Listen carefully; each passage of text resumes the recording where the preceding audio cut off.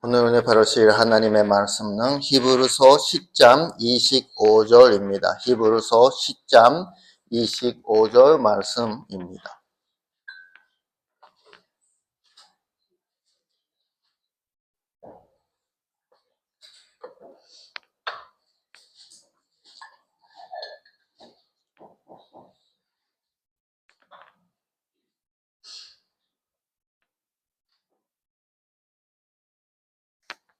준비됐다고 생각하고 우리가 함께 읽겠습니다.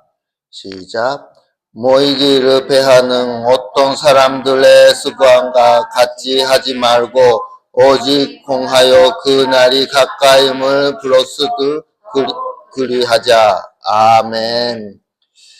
말씀 제목은 교회는 예배의 공동체입니다. 교회는 예배의 공동체입니다. 왜 우리가 같이 모아서 예배를 합니까? 지금까지 우리가 여러 가지 이야기를 했는데 교회가 뭐냐 하는 이야기를 하고 왔습니다. 우리의 신앙 고백 외에 그리스도가 세우는 게 교회라고 말씀했습니다. 또 그리스도의 몸이라고도 얘기했습니다. 또 우리가 다른 것이 아니라 말씀으로, 하나님의 말씀으로 선장하는 게 교회라고 얘기했습니다. 서로 사랑하고 진리에 살아가는 게 교회 모습이다. 이런 이야기도 했습니다. 그리고 오늘 오전에서는 성교가 교회가 받아는 사명이다. 이런 이야기도 했습니다. 그 사명은 성교라고 하는 게 제자를 만드는 거다. 이렇게 얘기했습니다. 우리가 교회에 모이는 게 이런 성교를 위해서 우리가 서로 도우기 위해서 교회 모아는 거는 많이 이해가 됐다라고 생각합니다. 그러나 왜 우리가 모아서 예배를 해야 되는지를 우리가 생각하라고 하겠습니다. 신약 성경 보면요, 정기적으로 계속 모아라고 얘기하는데 모아서 예배해야 된다라고는 정확하게 말하는 장소가 구절이 없습니다. 우리가 하나님이 무조건 주일에 모아서 예배를 드리라라고는 얘기 안 했습니다. 지금 우리가 보면 온라인 예배도 있고 또 가족에서도 예배하고 개인적으로도 예배할 수 있습니다. 옛날에 다니엘 같은 사람은 교회 가고 싶어도 갈 수 없는 상황이고 혼자서 계속 예배하고 살아왔습니다. 교회 예배에 참석 못한다고 구원할 수 있다 못한다 그런 거는 아닙니다. 그러나 교회에서는 주일에 교회 오고 예배를 함께 드리자 이렇게 가리키고 있습니다. 조금 심하게 얘기하는 교회도 있습니다. 근데 우리가 교회를 예배를 잘 나왔다고 신앙이 있고 잘 못 나왔다고 신앙이 없다라고도 그렇게 완전히 구별할 수도 없습니다. 그런데 왜 우리가 교회에 모이고 예배를 드려야 되나? 여러분은 왜 교회에서 예배를 해야 됩니까? 모아서 예배해야 됩니까? 라고 물어보면 어떻게 대답하십니까? 오늘 본문을 보면요, 그 답이 조금 나하고 있는 것 같습니다. 이 히브리서를 쓰는 사람이 누군지는 자세히 우리가 알 수 없지만 이 편지가 쓰게 되는 배경이 뭐냐면 로마 사람들이 받게 하고 유대인 사람들 사이에서도 이제 예수님 믿는 크리스찬들이 살아가는 게 힘들게 됐습니다. 전에는 선전도 가고 제물을 드리고 예배 드리고 또 유대인들이 모아놓은 회당 시나고그에서 모아서 예배 드리고도 했습니다. 그러나 박해가 심해지니까 점점 거기에서 모이는 게 어려워지게 되는 겁니다. 그러니까 크리스찬 속에서는 이제 포기하는 사람들이 있죠. 너무 모이는 게 어려우니까 로마 사람들 눈치도 봐야 되고 유대인 사람들 눈치도 봐야 되니까 모이는 거를 그만두자. 그렇게 했는 사람들이 있었어요. 그런데 이 히브리서를 쓰는 사람은 그런 사람들처럼 그런 나쁜 습관을 가지지 말라고 우리는 계속 모아서 함께 하자 이런 이야기를 얘기하고 있습니다. 우리가 왜 이렇게 힘들었는데 밖에 당하는데 모아야 됩니까? 이 힌트가 또 우리가 성경에서 볼 수 있는 거입니다. 한번 성경 말씀 찾아보겠습니다. 스가랴서 14장 16절부터 18절 찾아보겠습니다. 스가랴 14장 16절부터 18절 말씀입니다. 찾아보시고 처음 찾았는 사람을 읽어주시기 바랍니다. 네, 스가랴 14장 16절부터 18절입니다. 사람이 그 가운데에 살며 다시는 저주가 있지 아니하리니 예루살렘이 평안히 서리라. 예루살렘을 친 모든 백성에게 여호와께서 내리실 재앙은 이러하니 곧 섰을 때에 그들의 살이 썩으며 그들의 눈동자가 눈구멍 속에서 썩으며 그들의 혀가 입속에서 썩을 것이요 그날에 여호와께서 그들을 크게 요란하게 하시리니 피차 손으로 붙잡으며 피차 손을 들어 칠 것이며 유다도 예루살렘에서 싸우리니 이때에 사방에 있는 이방 나라들의 보화 곧 금, 은과 의복이 심히 많이 모여들 것이요. 조금 하세요. 스가랴 14장 16절. 16절? 네. 16절. 네. 예루살렘을 치러 왔던 이방 나라 중에 남은 자가 해마다 올라와서 그 왕 만군의 여호와께 경배하며 초막절을 지킬 것이라. 땅에 있는 족속들 중에 그 왕 만군의 여호와께 경배하러 예루살렘에 올라오지 아니하는 자들에게는 비를 내리지 아니하실 것인즉 만일 애굽 족속에 올라오지 아니할 때에는 비 내림이 있지 아니하리니 여호와께서 초막절을 지키러 올라오지 아니하는 이방 나라 사람들의 사람을 치시는 재앙을 그에게 내리실 것이다. 아멘. 감사합니다. 이 스가랴서 보면요, 예루살렘에 올라오라고 초막 축제를 하기 위해서 유대인들에게 하는 그 축제가 있습니다. 세 가지 큰 예배를 지키라고 하나님이 유대인들한테 말씀하셨죠. 근데 그 속에 한 가지입니다. 근데 여기에 안 올라오면 비를 안 내려오게 한다라고 이렇게 얘기합니다. 심하게 얘기하고 있습니다. 저주를 받게 된다고 얘기하고 있습니다. 애굽 사람들도 안 올라온다 하면 이렇게 저주를 준다고 얘기합니다. 이렇게 왜 심하게 얘기하십니까? 그거는 하나님이 사람들이 모아서 함께 예배 드리는 거를 하나님이 원하고 있으니까입니다. 개인적인 예배도 좋고 온라인 예배도 좋고 여러 가지 예배가 있는데 그 속에서도 모아서 함께 예배 드리는 공동 예배를 하나님이 엄청 원하고 있고 좋아하시고 있다 하는 걸 우리가 알게 됩니다. 오늘 읽고는 이 본문만 스가랴서만이 아니고 시편이나 다른 데 봐도 하나님이 다 모아서 예배 드리는 걸 원하는 걸 우리가 알게 됩니다. 그거는 구약 시대만은 아닙니다. 또 한 가지 성경 말씀 보겠습니다. 요한계시록 5장 11절부터 14절입니다. 요한계시록 5장 11절부터 14절 조금 길어지만 먼저 찾아오는 사람이 읽어주시면 감사합니다. 요한계시록 5장 11절부터 내가 또 보고 들으니 부자와 신들과 장로들을 불러서 한 많은 천사의 음성을 듣는 그 수가 만만이요 한천이라. 그 문호를 내 죽임을 당하신 어린 양은 능력과 부와 지혜와 힘과 존귀와 영광과 찬송을 받으시기에 합당하도다 하더라.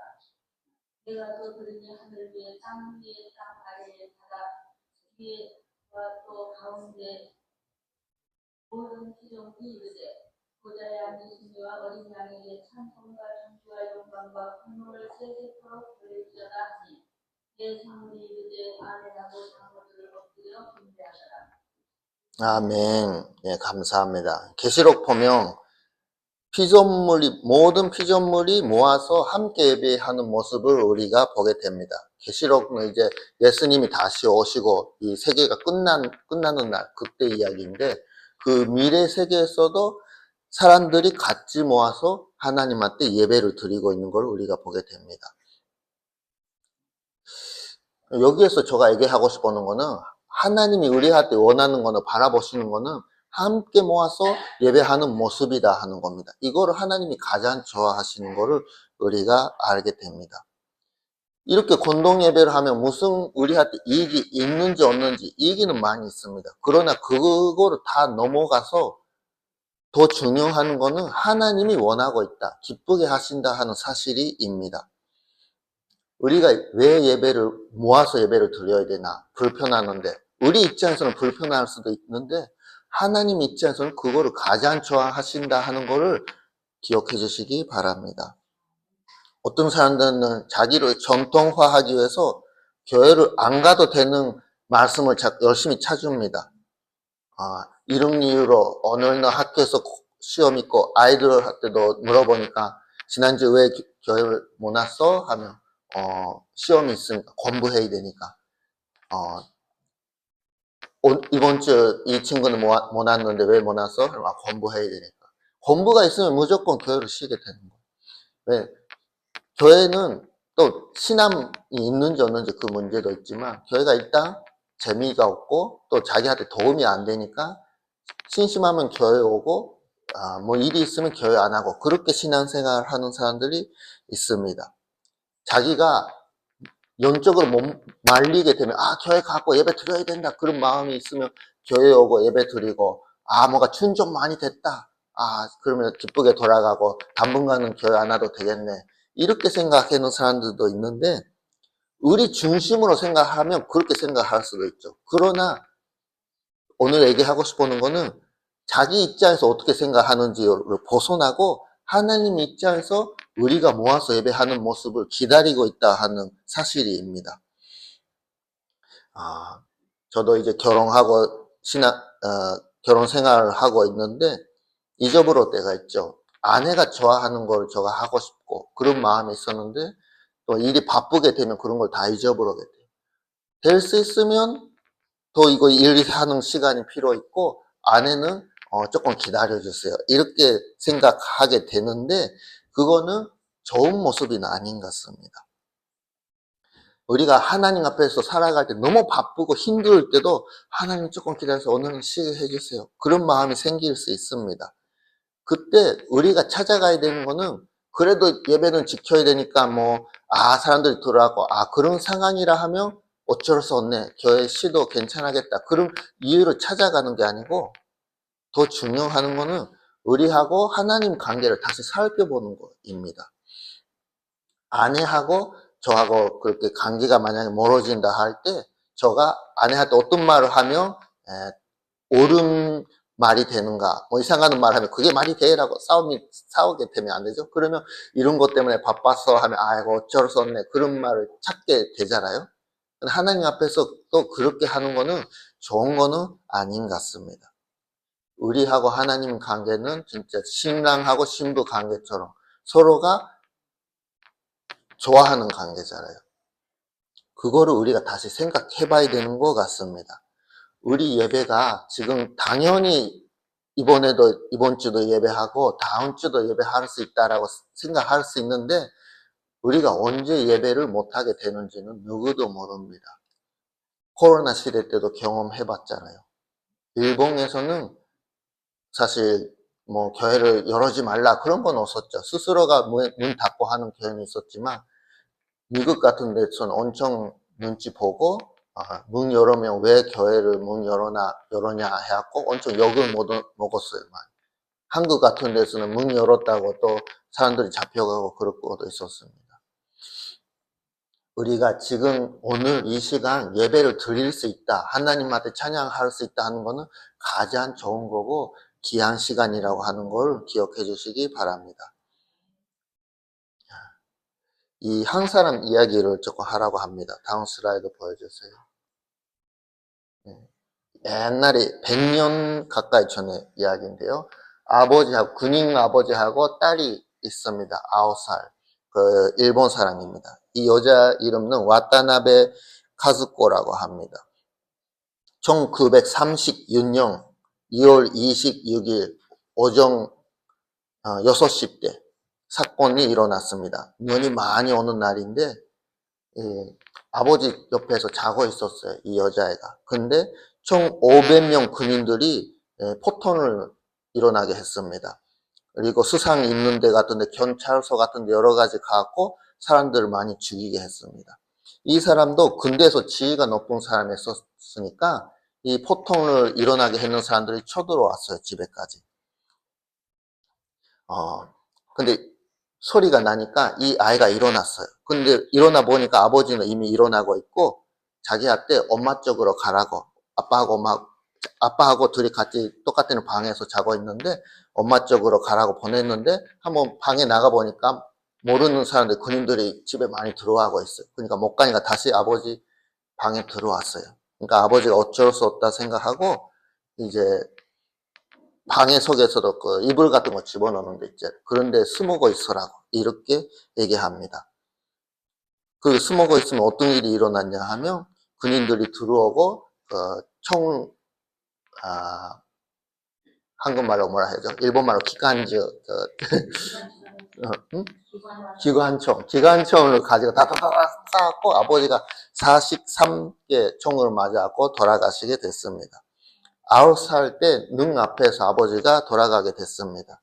그러나 이 사람 고백하는 걸 들어보면 자기는 9살 때까지 이미 평생 사랑을 아버지한테 다 받았다라고 얘기하고 있습니다. 자기가 병이 될 때는 아버지가 옆에 있어갖고 책을 읽어주고, 놀고 있어갖고 아버지 안경을 밟아고 부숴불어도 아버지는 하나도 화내지 않고, 어디 갔다 왔다 하면 맛있는 물건을 선물을 가져왔게 했다고 합니다. 이 아이는 아버지가 능 앞에서 죽어도 어떤 생각을 했냐면 다행이다라고 생각했다고 합니다. 왜냐하면 아버지가 혼자서 죽는 게 아니고 아버지 죽을 때 자기가 옆에 있어갖고 다행했었다. 아버지가 섭섭하게 심심하게 안 돌아가셔갖고 다행이다 이렇게 생각했다고 합니다. 사실 자기는 아버지를 죽이는 사람을 그렇게 미워하는 마음도 그렇게 별로 없었다라고 하는 거 합니다. 그러나 전쟁 끝나고 나서 자기가 50살 가까우게 될 때 TV 방송에서 뭔가 프로그램가 있어서 거기 참석하는데 거기에서 자기 아버지를 죽이는 사람의 동생이 나타났습니다. 근데 그 사람 보면 그 사람 미워하지 않는다 생각했는데도 이미 자기 아버지를 죽이는 사람은 사형 당하고 없어요. 그 동생이 앞에 나타났는데 화가 나는 마음이 생겼다고. 이 사람 형 때문에 아버지가 죽었구나 그렇게 생각해갖고 화가 나는 마음이 생겼지만 또 한 가지로 기쁜 마음이 생겼다고. 그게 뭐냐면 이렇게 아버지를 생각하고 자기가 화가 나는 마음이 이게 나타난다 하면 역시 자기는 아버지의 딸이구나라고 그런 거를 인식이 됐다라고 합니다. 근데 그 10년 후에 60살 될 때 이 아버지를 죽이는 사람의 동생에서 연락이 왔습니다. 이제 돌아가는 사람을 위해서 일본 말에서는 호요라고 하는가? 장례식 같은 비슷한 거 그렇게 하게 되는데 이 사람이 죽고 50년 됐으니까 이 사람을 또 친척들 모아서 같이 그런 장례식 같은 거를 합니다. 그런 게 있습니다. 근데 거기에 나오주라고 참석해주라고 부탁이 왔습니다. 아니 왜 자기 아버지 죽이는 사람 장례식 같은데 자기가 나가야 되냐 싫다고 했는데 고민했는데 출석하게 했습니다. 만약에 아버지가 지금 살아있다라고 하고 이런 이야기가 들어왔다 하면 자기 아버지라고 하면 나오라고 얘기하겠다라고 생각하고 나가게 됐습니다. 별로 기분은 안 좋아하겠죠. 그런데 다시 그 동생하고 만나게 됐는데 그 사람이 얘기하는 게 감사합니다라고. 우리의 이 사건이 이제 겨우겨우 끝나게 됐습니다. 이렇게 얘기했습니다. 이 사건이 뭐냐면 일본 교과서에서 나오는 니니로쿠事件이라고 하는 거예요. 2월 26일에 일어나는 사건이니까 그렇게 얘기하는데 자기 그 사건과 이제 끝나게 됐다고 너무 감사한다고. 무슨 말이냐면 사람을 죽이는 이 현 때문에 자기 가족이 계속 사람들한테 욕먹고 비판받고 살아왔고 너무 힘들었다고 합니다. 자기도 죽고 싶어하는 마음이 생기고 그런데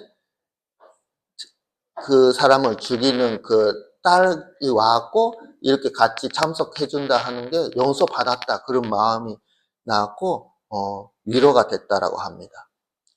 그 얘기를 듣고 이 여자의 그때는 이제 할머니는 느끼는 거는 자기도 아버지를 빨리 잊어버리고 힘들어하는 인생 살아왔다라고 생각했는데 자기보다 더 힘들어하는 인생 살아왔는 사람이 있었구나.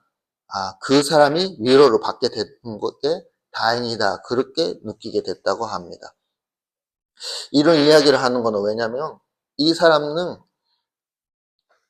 그냥 인생을 살아왔는 거 아니죠. 힘든 인생을 살아왔습니다. 아버지가 9살 때 죽게 됐으니까. 그것도 살인 받게 되는 거죠. 그런데 그때까지 9살 때까지 가지고 있는 아버지하고 함께 지나는 기억이 자기 나머지 인생 80년 인생을 인도하고 왔는 겁니다. 무슨 일이 일어날 때마다 아버지라고 하면 이런 이야기를 했었구나. 이런 행동을 하겠다. 그렇게 생각이 나는 거입니다.